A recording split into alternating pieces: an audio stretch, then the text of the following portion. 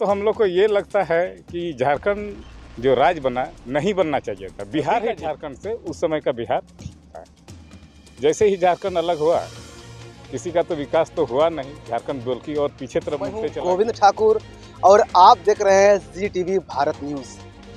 आज हम आपको बताएंगे झारखंड, यानी कि झारखंड राज्य भारत में एक ऐसा राज्य है जो खनिज संपदाओं से भरा हुआ राज्य है। झारखंड में कोयला भी है, झारखंड में पत्थर भी है, झारखंड में अभ्रक भी है और झारखंड में बहुत ऐसे जो है खनिज से भरा हुआ एक राज्य है। लेकिन कभी भी अगर हम लोग झारखंड राज्य को याद करते हैं तो झारखंड राज्य के अगर हम कुछ ही जिलों की बात करें, एग्जाम्पल के तौर पर अगर हम राजधानी रांची की बात करें तो वहाँ पर थोड़ा सा आपको बदलाव मिलेगा।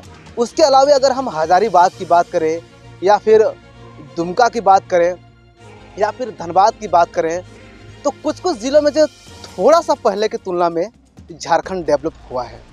लेकिन अगर 5-6 ज़िले के अलावे अगर हम कभी भी संथाल की बात करते हैं जिसमें 6 ज़िला आता है, अगर हम पाकुड़ की बात करते हैं, गोड्डा की बात करते हैं, साहिबगंज की बात करते हैं या इससे अलावे और कई ऐसे ज़िले हैं, कभी भी हम लोग इस ज़िला का चर्चा करते हैं तो इस ज़िला को देख करके ऐसा लगता है कि झारखंड आज भी वही है जो पहले जहाँ पर था। झारखंड का कुछ बदलाव नहीं हुआ है। अगर हम संथाल परगना की बात करें तो आज भी संथाल परगना के लोग वही पत्थर वाले रोड़े वाले सड़क पर चलने को मजबूर हैं। झरने और तालाब व कुआं जैसे गंदा पानी पीने को मजबूर हैं। तो फिर झारखंड क्या बदला?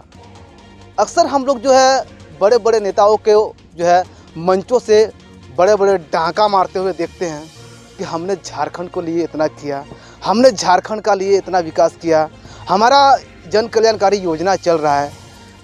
लेकिन सवाल ये उठता है कि क्या उस योजनाओं का लाभ धरातल पर ज़मीनी स्तर के लोगों को मिल रहा है या फिर नहीं मिल रहा है? यदि उन योजनाओं का लाभ ज़मीनी स्तर के लोगों को मिल रहा है तो फिर भाई लोग पानी के किल्लत से क्यों त्राहिमाम हैं? लोग रोड़े वाले पत्थर पर चलने को क्यों मजबूर हैं? इन तमाम बिंदुओं को लेकर हम बातचीत करेंगे। मेरे साथ जो है अमीन रफ़ाइल हेम्ब्रम है, जो झारखंड मुक्ति मोर्चा के जो है कद्दावर नेता हुआ करते थे, लेकिन अब वो झारखंड मुक्ति मोर्चा को छोड़ एनडीए में शामिल हो गए हैं, यानी कि बीजेपी का दामन वो थाम ली हैं। इनको लगा होगा कि झारखंड मुक्ति मोर्चा में रह करके हम झारखंड या फिर अपना क्षेत्र का डेवलप नहीं कर सकते हैं, या फिर इनको ये भी लगा होगा कि हम बीजेपी में रह करके इन क्षेत्रों का डेवलप कर सकते हैं, इन क्षेत्र का विकास कर सकते हैं, या फिर अन्य कुछ वजह होगा आखिर इन्होंने क्यों झारखंड मुक्ति मोर्चा को रिजाइन दिया। झारखंड में तो झारखंड मुक्ति मोर्चा का सरकार भी है, तो ऐसे परिस्थिति में इनको क्यों झारखंड मुक्ति मोर्चा छोड़ना पड़ा? उन तमाम बिंदुओं को लेकर हम लोग बातचीत करेंगे और जानेंगे कि दादा, सबसे पहले तो जी टीवी भारत न्यूज़ चैनल में आपका स्वागत है। धन्यवाद। दादा, आपने झारखंड मुक्ति मोर्चा को काफ़ी समय दिया है, लंबे समय तक झारखंड मुक्ति मोर्चा में रहे हैं। आपका दादा जो राजनीति का शुरुआत हुआ था, राजनीति का आप शुरुआत किए थे, तो किन उद्देश्य से किए थे? क्या आपका भी तो अंदर में कुछ मकसद होगा कि यदि हम राजनीति में आएंगे तो हमारे क्षेत्र के लोगों को विकास पहुंचाएंगे? बारीकी से हमारे दर्शकों को बताइए। देखिए, राजनीति में हम हुए या मेरे जैसे तमाम मेरे जो साथी हैं, हम लोग ये सोच समझ के नहीं आए थे कि चलो हम लोग को राजनीति करना है। ये वो दौर हुआ करता था, मतलब 90 से लेकर के 2000 तक हम लोग यूनिवर्सिटी के विद्यार्थी हुआ करते थे। उस समय झारखंड आंदोलन बहुत तेज़ी से चल रहा था, तो हम लोग भी झारखंड आंदोलन में आयसू के बैनर तले, ये वाला आयसू नहीं, सुदेश महतो वाला नहीं, वो पुराना आयसू जो सूर्य सिंह बेसरा चलाते थे, वो संगठन में हम लोग आ गए, आंदोलन चलाए, पुलिस का मार खाए, केस मुकदमा टोटल हुआ, हम लोग का पढ़ाई प्रभावित हुआ, करते करते झारखंड अलग राज्य बना। तो धीरे धीरे हम लोग इसी तरह राजनीति में आए। कोई सोच समझ के हम लोग नहीं आए थे कि हम लोग को राजनीति करना है। और राजनीति में आ करके अभी फ़िलहाल तो हम तो मुखिया हैं कर्णपुरा पंचायत के। उस समय भी हम लोग का बहुत सुनहरा ख्वाब हुआ करता था, चलो झारखंड अलग होगा तो सर्विस मिलेगा, तो ये होगा वो होगा, सड़कें चकाचक होगा, पीने का पानी का कोई दिक्कत नहीं होगा, वगैरह वगैरह सब। लेकिन झारखंड अलग हुआ तो देख रहे हैं कि झारखंड आगे क्या जाएगा और पीछे तरफ मुड़ते चला गया। दादा, जिस प्रकार आप बयां कर रहे हैं कि आज वो आजसू नहीं रहा जो आजसू पहले था, आज वो झारखंड नहीं रहा जो झारखंड पहले था, और हाँ, जो सपना देखा करते थे वो बदलाव नहीं हुआ। दादा, क्या आप लोगों ने झारखंड को बदलने के लिए बिहार से झारखंड को अलग किए ताकि झारखंड के लोगों का डेवलप हो, यहाँ के आदिवासियों, यहाँ के जनजातियों का डेवलपमेंट हो? लेकिन झारखंड आज लगभग दादा 24 साल होने चला झारखंड अलग हुए, झारखंड लगभग जवान होने चला, लेकिन झारखंड की तकदीर और तस्वीर अब तक नहीं बदला है। लेकिन एक बात तो है कि झारखंड में या झारखंड के सत्ता पर रहने वाले मुख्यमंत्रियों या मंत्रियों का तकदीर और तस्वीर बदल गया है, लेकिन झारखंड का तस्वीर नहीं बदला है। दादा, इसका वजह क्या रहा है? क्या झारखंड में जितने भी सरकारें बनी है, क्या उन लोग नहीं चाहे हैं कभी कि झारखंड का विकास हो? देखिए, अब तो हम लोग को ये लगता है कि झारखंड जो राज्य बना नहीं बनना चाहिए था, बिहार ही ठीक था। बिहार के समय में जो भी हो विकास का काम होती थी। उस समय मोटा मोटी समझिए लालू यादव का दौर हुआ करता था, मतलब कि वो जो बोलते थे धरातल में उतारते भी थे, चाहे सिंचाई से संबंधित हो, चाहे विद्यार्थियों को लेकर के हो, चाहे परिवहन को लेकर के हो, चाहे प्रशासन को लेकर के हो। मतलब कि अभी का झारखंड से उस समय का बिहार ठीक था। जैसे ही झारखंड अलग हुआ, किसी का तो विकास तो हुआ नहीं, झारखंड बल्कि और पीछे तरफ मुड़ते चला गया। हाँ, लेकिन यहाँ का जो नेता सब है उन लोग का डेवलपमेंट पूरा हुआ। जो नेता कभी सपना में भी नहीं सोचा था कि हमको मंत्री बनना है, वो सपना देखने लगा हम किसी दिन मुख्यमंत्री बनेंगे। जो एमएलए बनने का कुव्वत नहीं रखता था, वो सोचता है कि हम मंत्री बनेंगे। यही सब है नेताओं का पौबार, और झारखंड पीछे तरफ जा रहा है। दादा, अगर जिस प्रकार जो है झारखंड में अगर हम बीजेपी की बात करें तो बीजेपी भारत की सबसे बड़ा पार्टी है, उसका भी सरकार झारखंड में रहा है। झारखंड मुक्ति मोर्चा की बात करें तो झारखंड मुक्ति मोर्चा का भी सरकार झारखंड में रहा है। झारखंड मुक्ति मोर्चा का एक मूल ये एजेंडा है कि हम लोग जल, ज़मीन और जंगल को लेकर लड़ाई करते हैं, या जल, ज़मीन, जंगल बचाने को लेकर हम लोग लड़ाई करते हैं। क्या दादा, आपको लग रहा है कि जल, ज़मीन और जंगल में रहने वाले लोगों का आज तक कोई बदलाव हुआ हो? अगर हम शिबू सोरेन की बात करें तो शिबू सोरेन का हमने एक इंटरव्यू देखा था सदन में।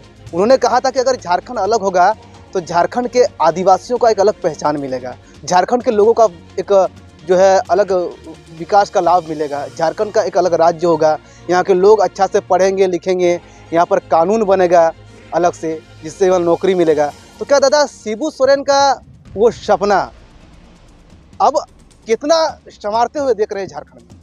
नहीं, शिबू सोरेन का जो सपना देखे थे, ठीक है, शिबू सोरेन अच्छा व्यक्तित्व है, क्या नेता है, झारखंड अलग आंदोलन के पूरा नेता भी थे, लेकिन उनका जो सपना है ना, वो सपना ही रह गया, कोई दूसरा नहीं। सिर्फ उसका अपने ही इस सपना को पलीता लगाने में कोई कोर कसर नहीं छोड़ रहा। आदिवासी का अभी जो पहचान है ना, आदिवासी का पहचान अब सिर्फ एकमात्र पहचान है रिश्ता पर।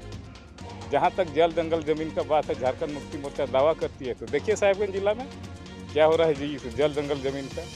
पंकज मिश्रा वाला स्कैंडल देखिए, अवैध खनन मुद्दा देखिए, पूरा नाम कमा रहा है भारत देश में, जबकि झारखंड मुक्ति मोर्चा का सरकार है। इस तमाम ये सब जो ओल झोल चल रहा है उसमें गाहे बगाहे हमारे मुखी हेमंत बाबू का भी नाम आ रहा है। इसको क्या समझा जाए?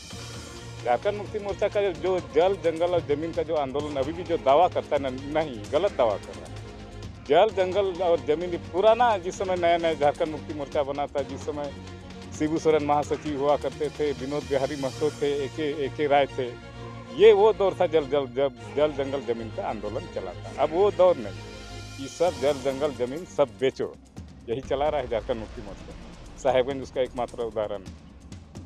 अगर दादा हम साहेबगंज के अलावा अगर हम बात करें या फिर अवैध खनन की बात करें, ये तो वर्तमान सरकार में जिस प्रकार हुआ है और उसका खुलासा भी ईडी ने किया है, लेकिन अगर दादा हम झारखंड के लोगों की रहन सहन या स्थिति या विकास को लेकर बात करें तो 24 सालों में आप झारखंड को कितना बदलते हुए क्या देखेंगे? झारखंड जो 24 साल में है ना, और पिछड़ते हुए देख रहे हैं हम लोग। शुरुआत दौर में ठीक है, भारतीय जनता पार्टी भी सरकार में थी, बाबूलाल मरांडी प्रथम मुख्यमंत्री थे, गाहे बगाहे अर्जुन मुंडा भी आए थे। सबसे ज़्यादा ये अच्छा, ये भी सच्चाई है कि सबसे ज़्यादा समय 24 सालों में भारतीय जनता पार्टी को शासन चलाने का मौका मिला। लेकिन इसमें भी एक बात है, कभी भी इन लोग को मतलब कोई भी सरकार अपना 5 साल पूरा नहीं कर पाई। कोई भी सरकार आती है, या बीजेपी को ही मान लीजिए, बाबूलाल मरंडी आए, मुश्किल से 2.5 साल चला पाए सरकार। अर्जुन मुंडा आए, उसी तरह 1 साल 2 साल। तो अस्थिर सरकार था, तो अस्थिर सरकार में क्या विकास का काम होगा। लास्ट में अभी जैसे हेमंत बाबू आए, हेमंत सोरेन, इससे पहले रघुवर दास जी का सरकार था, पूरा 5 साल चलाए। तो 5 साल में बहुत सारा काम किए उन्होंने, अपना दृढ़ इच्छा संकल्प जो था वो दिखाए, चाहे सरकारी क्षेत्र में हो, चाहे विद्यार्थियों का वैकेंसी क्षेत्र में हो, चाहे पेयजल स्वच्छता हो, चाहे परिवहन हो या लोक प्रशासन हो, सब चीज़ में कुछ वो बेहतर करके दिखाए हैं। तो उनके द्वारा जो शुरू किए गए जो विकास काम जो चला था, सरकारें चेंज हो गई, हेमंत सोरेन आए, तो यहाँ ये चीज़ देखा जा रहा है, जैसे हेमंत बाबू आए, जैसे पेयजल स्वच्छता, जल मीनार वगैरह का जो निर्माण शुरू हो गया था, परिवहन वगैरह क्षेत्र में या विद्यार्थियों के लिए सरकारी नौकरी के क्षेत्र में, राजनीति मतलब कि बोला जा सकता है कि विकृत राजनीति या विकृत मानसिकता को लेकर के हेमंत बाबू टोटल जो विकास से संबंधित योजना है सबको रोक दिए। नतीजा ये हुआ जो रघुवर दास जी के समय में जो सरकारी मतलब कि विकास का काम मतलब कि झारखंड जो आस्ते आस्ते दौड़ने लगा था, फिर से रुक गया और रुक करके पीछे की तरफ जा रहा है। अगर दादा हम पूरे झारखंड की नहीं बात करके हम उस क्षेत्र की बात करते हैं जिस क्षेत्र से आप बिलोंग करते हैं। आप साहेबगंज के बोर्डे विधानसभा से बिलोंग करते हैं। राजमहल लोकसभा क्षेत्र भी है ये। राजमहल लोकसभा सीट पर अंतिम चरण में चुनाव भी होना है। लोगों को दादा हम लोग उस क्षेत्र में भी जाते हैं जहाँ पर आज तक सरकार के कोई भी जनप्रतिनिधि नहीं पहुँचे हैं, और हम लोग उस क्षेत्र से भी खबर को संकलन किए हैं जहाँ के लोग आज जानवर जो पानी पीता है वो पानी पीते हैं। उन लोग का कहना है कि दादा हम लोग जब तक हम लोग का पानी नहीं मिलेगा तब तक हम लोग वोट नहीं देंगे। वहाँ के लोग ये भी नहीं कह रहा है कि जब तक हम लोग का बेहतर विकास नहीं होगा तब तक हम लोग वोट नहीं देंगे। एक ही उन लोग का सपना है कि हम लोग को पानी जब तक नहीं मिलेगा तब तक हम लोग वोट नहीं देंगे।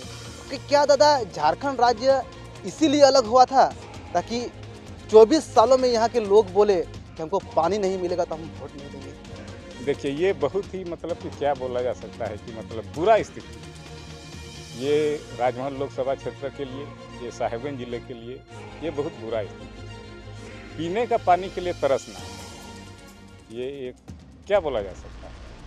अच्छा, जहाँ तक इसमें भी नेता सबका ही बात आ जाता है। बगल में एगो जिला है या लोकसभा क्षेत्र है, गोड्डा लोकसभा क्षेत्र, वहाँ देखिए वहाँ इस तरह का समस्या है नहीं। फिर जबकि राजमहल लोकसभा क्षेत्र है, पहाड़ी, झरना, नदी, नाला सब चीज़ से भरा हुआ है, गंगा भी इसके निकट में है, तो भाई पीने का पानी या कुछ भी कहिए या सिंचाई का पानी का व्यवस्था क्यों नहीं हो पा रहा है। सर हर एक प्रतिनिधि मतलब कि सांसद हुआ, विधायक हुआ, ये ऐसी बात तो है नहीं कि उसको ज़्यादा मिल रहा है हमको कम मिल रहा है, ये बात तो है नहीं। सब सांसद को एक समान ही पेयजल स्वच्छता विभाग का क्या बोला जा सकता है, पीने का पानी मतलब कि सेंट्रल से बराबर ही लोग को फंड मिलता है। अंतर यही है जैसे गोड्डा लोकसभा क्षेत्र के जो सांसद है निशिकांत दुबे, उनमें दृढ़ इच्छा शक्ति है। यहाँ का जो सांसद है इसमें ये चीज़ नहीं है। वहाँ पैसा पूरा खर्चा होता है लेकिन यहाँ का पैसा जो है खर्चा नहीं होकर के लौट के चल जाता है। मतलब कि इच्छा शक्ति आदिवासी का जो ये है जीवन स्थिति है, क्या बोला जाता है उसको, जी हाँ जीवन स्थिति, उसको कैसे सुधारा जाए, कैसे पीने का पानी का व्यवस्था किया जाए, ये इच्छा शक्ति यहाँ का सांसद में है। यही कारण है कि इससे संबंधित जो भी पैसा आता है वो लौट के चल जाता है। जिस प्रकार आपने आरोप लगाया है कि अगर हम गोड्डा की तुलना में बात करें तो गोड्डा के जो सांसद है निशिकांत दुबे, उसमें बोलने की शक्ति है, उनमें विकास करना किस प्रकार है, किस प्रकार कार्य करना है, उसकी क्षमता उसमें है। लेकिन राजमहल लोकसभा क्षेत्र के जो सांसद हैं उसमें ये क्षमता नहीं है, जिसकी वजह से ये विकास नहीं हो पाया है। लेकिन आजकल की अगर हम बात करेंगे तो सोशल मीडिया का ज़माना है, मीडिया का ज़माना है। पार्लियामेंट वगैरह में जो सांसद का वहाँ पर जो सत्र चलता है या फिर विधानसभा में सत्र चलता है, तो एक स्थानीय जनप्रतिनिधि का जो काम होता है कि वो अपना क्षेत्र के जो ज्वलनशील मुद्दे हैं वो पार्लियामेंट में उठाए। क्या आपका यहाँ का जो सांसद रहे हैं 10 साल विजय हांसदा जी, आपने कितना उठाते हुए देखा उसको पार्लियामेंट में? देखिए सच्चाई तो यही है, और सब मुद्दा में हम 1-2 बार देखे थे, उठाए हैं, ऐसे बात नहीं कि नहीं उठाए हैं। लेकिन अभी जो वर्तमान स्थिति है, जो भीषण गर्मी में पीने का पानी के लिए जो दिक्कत हो रहा है, जानवर और इंसान एक साथ पानी पी रहे हैं, ये बहुत बुरा स्थिति है। कम से कम हमारे जो सांसद है विजय हांसदा, इसमें तो इनको पहल करना चाहिए था। अभी तो चुनाव का समय है, 5 साल बीत गया, इनको बहुत पहले इसमें पहल करना चाहिए था। क्या कारण है? गंगा हम लोग के नज़दीक में है, सटा हुआ है, यहाँ का पानी गोड्डा चल जाता है, लेकिन क्यों नहीं ये सब जो गंगा से सटा हुआ क्षेत्र है, क्यों नहीं इस सब में पानी जा रहा है? क्यों पीने के लिए इतना आदमी तरस रहा है? तो एक ही एगो कारण नज़र आता है, इसमें कोई प्यार नहीं है अपने मतदाताओं से, क्षेत्र की जनता से। सब जानते हैं, ऐसी बात है कि नहीं जानते कि जानवर और इंसान एक साथ पानी पी रहे हैं, सब जानते हैं, लेकिन प्यार रहेगा तब ना। प्यार रहेगा तो इच्छा शक्ति भी रहेगा। इसको इन सब चीज़ से कोई मतलब नहीं है हमारे सांसद महोदय को। जहाँ तक इसका रिकॉर्ड देखा जाता है, आदमी जाए भाड़ में, वोट का समय है, किसी तरह आबुआ आबुआ शारदो आबुआ करके झूठ मूठ का शिबू सोरेन का आशीर्वाद हमको मिला है, हमको वोट दीजिए, यही सब इनका नौटंकी है, काम वगैरह कुछ करना नहीं। सांसद के अलावे अगर हम विधायक की बात करते हैं, जो हमारे क्षेत्र से या आपके क्षेत्र से विधायक है लोविंदा, वो तो पूरा झारखंड में उसका डंका बजता है। वो अपने लोविंदा का कहना है कि हम वो मुद्दा उठाते हैं जो जनता के हित में रहता है, हम वो बात बोलते हैं जो जनता के हित में है, लेकिन फिर भी उनके जनता जो है इन पानी को मुद्दा, सड़क का मुद्दा, कई ऐसे मुद्दे हैं जो उनको लेकर त्राहिमाम है, त्रस्त है जनता। लेकिन लोविंद हेम्ब्रम ने भी जो इस मामले को लेकर सदन में कभी नहीं उठाया हो, तो खाली 1932 को लेकर या एसपीटी एक्ट को लेकर जो है खाली गरजते रहे। लोविंद बाबू का नाम वैसे पूरा झारखंड में चल रहा है, 1932 स्थानीय नीति, नियोजन नीति वगैरह सबको लेकर के, लेकिन क्या उनको नहीं मालूम था पीने का पानी का इतना दिक्कत है? जगह जगह तो वोट का बहिष्कार भी हुआ है इससे पहले, तो क्यों नहीं सदन में इन सब बातों को वो उठाए? ये उनका लापरवाही को दर्शाता है। आप एकदम चारों बगल 1932 चिल्ला रहे हैं तो स्थानीय नीति, लेकिन यहाँ जो आपकी जनता जो जानवर के साथ गंदा पानी पीने के लिए मजबूर हो जाता है, क्यों नहीं सदन में उठाते हैं? लेकिन देखिए, ये दुर्भाग्य है या क्या बोला जाए, लोविंद बाबू इस मुद्दा में कभी सदन में नहीं उठाए। इसके अलावा अगर हम झारखंड की बात करें तो झारखंड में इंडिया गठबंधन की सरकार है। यहाँ पर जो है अगर हम शिक्षा के दृष्टिकोण से बात करें तो शिक्षा में भी लोग बेहतर पीछे हैं। बाकी हम पेयजल की बात करें तो उसमें भी लोग पीछे हैं। शिक्षा मंत्री जो थे जगन्नाथ महतो जी, वो अब नहीं रहे, लेकिन अभी जो है मुख्यमंत्री के अधीन में शिक्षा विभाग है। लेकिन अगर हम बात करेंगे पानी को लेकर, जो पेयजल मंत्री है, क्या उन लोग कभी इस क्षेत्र में आ करके या कभी उन मंत्रियों को आप साहिबगंज में देखे हैं कि साहिबगंज में दौरा करेंगे? न कभी इस तरह इस मुद्दा को लेकर के, जितना पेयजल मंत्री सब है या सिंचाई में, कभी इस मुद्दा को लेकर के साहिबगंज जिला या आसपास के क्षेत्र में भटकते हुए हम लोगों ने कभी नहीं। मतलब कि उन लोग के नज़र में ये जो पीने का पानी का जो समस्या है, कोई मुद्दा है ही नहीं। लाना था ऐसे मंत्री और जनप्रतिनिधि पर जो इसको मुद्दा नहीं मानते। खुद मुख्यमंत्री इस क्षेत्र से आते हैं, जस्ट बगल में है बरहेट, बरहेट नहीं, बरहरा मतलब इससे सटा हुआ क्षेत्र है, वहाँ उनका घर। क्या इनको नहीं मालूम है कि हमारे क्षेत्र की जनता पीने के लिए कितना आदमी तरस रहा है? गांव गांव में देखिएगा, जाइएगा। अच्छा, ये तो हुआ जनप्रतिनिधि का लापरवाही। अब प्रशासन भी कम नहीं है इस सब मामले में। हम खुद एक मुखिया हैं करमपुरा पंचायत में, कम से कम नहीं तो 4-5 बार खराब पड़ा हुआ चापाकल के बारे में स्थानीय BDO साहब को हमने खबर किया, लेकिन अभी तक कुछ नहीं हुआ।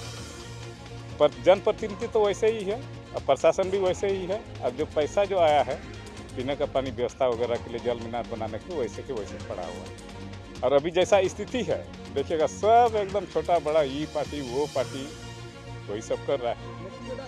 हाँ, सबसे बड़ी बात ये है कि रघुवर दास के समय जो चलाया जा रहा था जल मीनार वगैरह, चापाकल वगैरह, डीप बोरिंग वगैरह, वो सब योजना को अभी जो वर्तमान में सरकार है क्यों रोक? विपरीत मानसिकता को लेकर के, विपरीत राजनीति को लेकर के, लेकिन भुगत के रहा है क्षेत्र की जनता, भुगत रही है। ये तो स्थिति है। लेकिन दादा, अगर हम पेयजल की किल्लत को लेकर बात करें, वर्तमान समय में जिस प्रकार उमस भरी गर्मी है साहिबगंज में, लोग एक तो गर्मी और लू से परेशान हैं, बिजली कटौती की समस्या भी लोगों को झेलना पड़ता है। लेकिन अगर हम पेयजल की बात करें तो बीते दिनों साहिबगंज के जो है समाहरणालय में जो जिले के DC हैं हेमंत ससी, उसके नेतृत्व में बैठक भी हुआ था और उनका दावा था कि जहाँ पर पानी का समस्या होता है, अगर प्रशासन को शिकायत मिलती है तो वहाँ पर 1 घंटे के अंदर में समाधान होगा। लेकिन तालझारी में तो दादा शिकायतों का अंबार लगा हुआ है। यहाँ तो लोग एक बार नहीं, 2 बार नहीं, 3 बार नहीं, 4 बार नहीं, 5 बार, 10 बार, 20 बार लोग शिकायत कर रहे हैं, लेकिन प्रशासन के कानों में जू तक नहीं ले रहे हैं। साथ ही साथ ना ही यहाँ के नेताओं को मतलब है इससे। तो ऐसे भला स्थिति में क्या 2024 का जो लोकसभा चुनाव है, इसको लेकर भी जिस प्रकार से जनता विरोध कर रहा है, इससे तो ज़्यादा भारी पड़ेगा। हाँ, ये मुद्दा बहुत भारी पड़ेगा यहाँ के नेताओं सबको, चाहे हमारे जो सांसद है विजय हांसदा जो है, या हमारे जो लोबिन बाबू हैं, बहुत भारी पड़ेगा इन लोगों को। इन लोगों को खबर नहीं है किस तरह जनता मतलब कि पीने के लिए तरस रही है। और स्थानीय प्रशासन हुआ, स्थानीय प्रशासन का तो कहना ही क्या है, एकदम आप लोग सूची दीजिए, तुरंत बन जाएगा। चापाकल हो, कुआं हो, अब देखिए 4 बार नहीं 5-6 बार हमने भेजा है कर्मपुरा पंचायत का, खराब पड़ा हुआ चापाकल का सूची या कुआं। वैसे भी हम लोग मुखिया के पास जितना हम लोग के पास फंड रहता है सीमित रहता है, कोशिश करते हैं किसी तरह मतलब कि निपटाया जाए, लेकिन गृहित स्तर में तो नहीं ना हो सकता है। इसके लिए तो हमको स्थानीय प्रशासन का सहारा लेना पड़ेगा। और स्थानीय प्रशासन जो है, और स्थानीय प्रशासन को भी डर नहीं है। क्या क्यों डर नहीं है कि हमारे जो सांसद विधायक है इस मुद्दा को कभी उठाते नहीं, ना ही लोकल जो प्रशासन है उसको टाइट करते हैं, यही वो कारण है। हमारे साथ जो है वे अमीन रफाइल हेमरम जी थे, जो स्थानीय, अगर हम करमपुरा तो पंचायत की बात करें तो वहाँ से मुखिया भी है, साथ ही साथ ये भाजपा के नेता भी है। लेकिन जिस प्रकार इन्होंने कहा कि हमारे क्षेत्र यानी कि अगर हम साहेबगंज ज़िले के या फिर राजमहल लोकसभा क्षेत्र के तालझारी की बात करें तो इस क्षेत्र में लोग पानी की किल्लत को लेकर त्रस्त हैं। लेकिन इनके द्वारा जिस प्रकार कहा जाता है कि हम खुद एक मुखिया होने के नाते हमारे पंचायत की जिस प्रकार जो पानी की किल्लत का समस्या है, उनको लेकर हमने स्थानीय प्रखंड विकास पदाधिकारी या शासन प्रशासन को 3 से 4 नहीं बल्कि 5 से 10 बार आवेदन दे चुके हैं लिखित, लेकिन अब तक कोई समस्या का समाधान नहीं हो पाया है। हालांकि ऐसे में अगर हम ज़िला प्रशासन की बात करें तो जिस प्रकार ज़िले के डीसी हेमंत सती दावा कर रहे हैं कि जो है जिला प्रशासन पूरी तरह से एक्टिव है और वैसे क्षेत्र में जिला प्रशासन का नज़र बनी हुई है जिन क्षेत्र के लोग पानी के किल्लत से त्रस्त हैं। और जो है 2024 का चुनाव भी नज़दीक है और जिस प्रकार एक जो है ये बीजेपी के नेता जो आरोप लगा रहे हैं कि शासन और प्रशासन बिल्कुल सुस्त है, कहीं ना कहीं इसका असर भी जो है 2024 का चुनाव में देखने को मिलेगा, क्योंकि जनता का मूड इस बार जो है बदल रहा है। और जनता जो उनका जो लोकल समस्या है, अगर हम पानी की समस्या, उसका जो रोज़ाना जो मतलब जो है यूज़ करने वाली समस्या है, उनको लेकर जनता जिस प्रकार से परेशान है, उसका असर कहीं ना कहीं 2024 का चुनाव में भी देखने को मिलेगा। और अगर हम प्रशासन की बात करें तो प्रशासन को लेकर भी जनताओं में काफ़ी आक्रोश है, क्योंकि प्रशासन इस पानी की समस्या को लेकर तालझारी में किसी प्रकार का पहल नहीं कर रहा है। अब ऐसे में देखने वाली बात होगी क्या जो है जी टीवी भारत न्यूज़ चैनल पर प्रकाशित खबर क्या खबर ही बनकर रह जाती है, या तो फिर इसमें ज़िले के डीसी हेमंत सती कोई कार्रवाई करते हैं। कैमरा पर्सन विष्णु के साथ गोविंद ठाकुर, जी टीवी भारत न्यूज़ साहिब।